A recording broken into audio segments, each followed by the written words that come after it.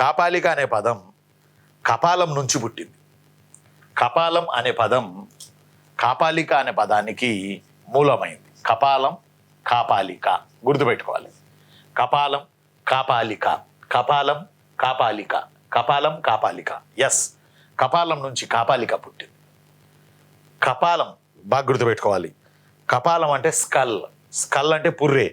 ఈ స్కల్ని ధరించి చేతుల్లో ఒక ఆయుధంలా కావచ్చు, ఒక పనిముట్టులా కావచ్చు, ఈ కపాలాన్ని చేతిలో ధరించి తిరిగేటటువంటి శైవ భక్తులను కాపాలికులు అని పిలిచారు.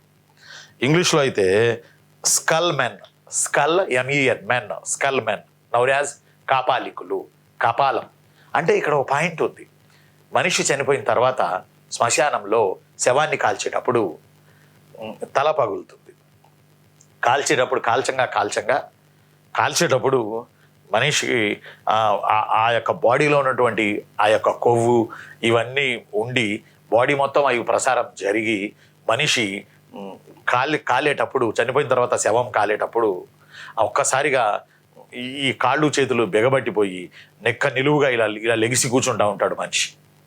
ఇది చనిపోయినటువంటి మనిషే. కాటి కాపరి అందుకనే చాలా ధైర్యం ఉండాలి కాటి కాపరికి.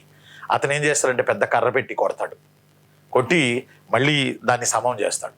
మళ్ళీ శరీరం కాలేటప్పటికి మళ్ళీ ఆ చచ్చిపోయినటువంటి శవం మళ్ళీ నీలుకుని లేవబోయింది. మళ్ళీ